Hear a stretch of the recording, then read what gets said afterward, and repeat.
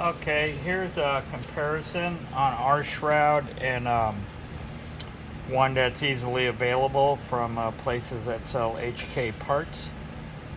This is the one that you can acquire on some of these other HK parts outfits. This one over here is our RDTS one that we specifically machined for our bills. It has a slot pattern exactly like the H&K German Shroud.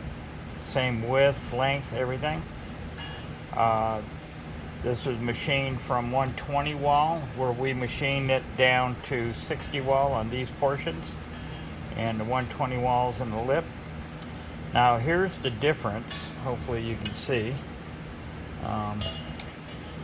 is our inside diameter, and this is the same size we've been doing for a long time.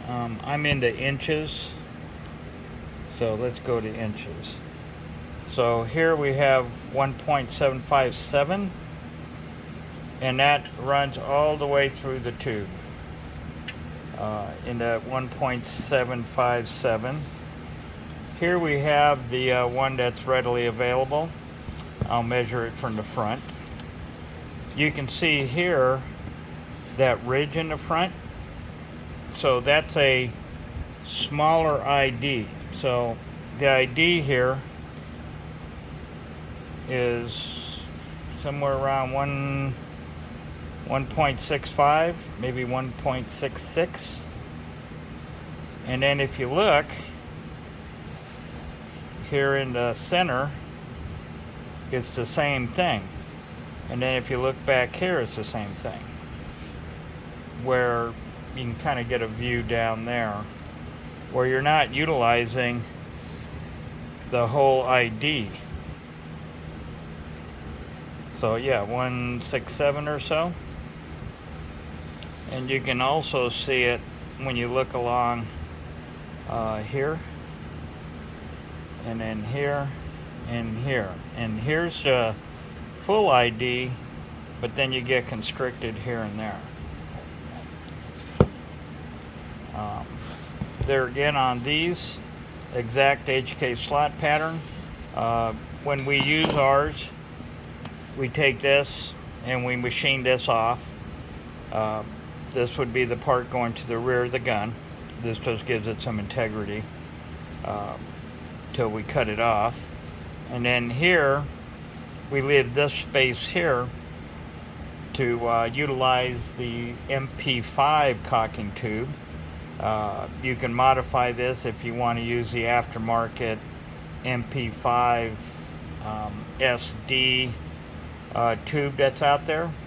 But if you go to H&K's website, HK USA, you'll see an A2 MP5 SD utilizing the MP5 cocking tube.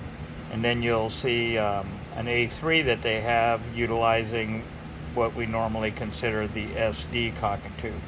Now on the RDTS bills, we have always used the MP5 cocking tube. We prefer to leave that attached to the gun and keep the gun as German as possible.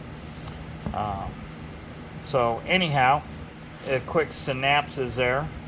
And the reason we give it the big ID is our suppressors, ever since, I don't know, 1986, when we started building these things, H&K's suppressor is 40 millimeter, which you can't find. So the OD is 40 millimeter, so you can step down to 1.5 inches outside diameter, or you can step up. We chose to step up to 1 5/8, which is somewhere around 40 thou, maybe 50 thou bigger, and that only accounts to around 20 thou a side. So 20 thou, let me show you what 20 thou looks like. Nope, that's not 20 thou. 20 thou is, it's hard to get this just right. I prefer dials. So anyhow, you get the picture. That, let me get it close here, is 20 thou. So That's about how much bigger, and I'll even go to 25.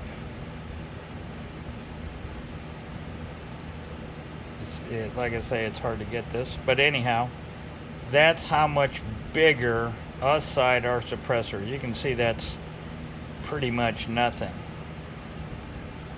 But the problem is when you try to squeeze our suppressor into these aftermarket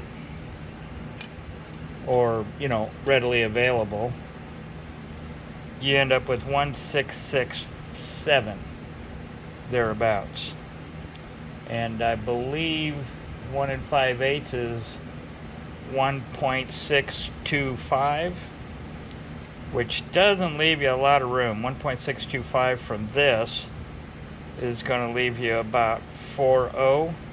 So you're not going to, that 20 thou I showed you is about what these will do with our suppressor in it. And unless you've built this gun exactly centered, it's just not going to work. So anyhow, and these, the RDTS MP5 SD Shrouds, we're thinking about selling these to guys that are trying to build their own SD, maybe supplying a suppressor and a shroud as kind of a kit, so that they can build their own SD. Okay, that's it.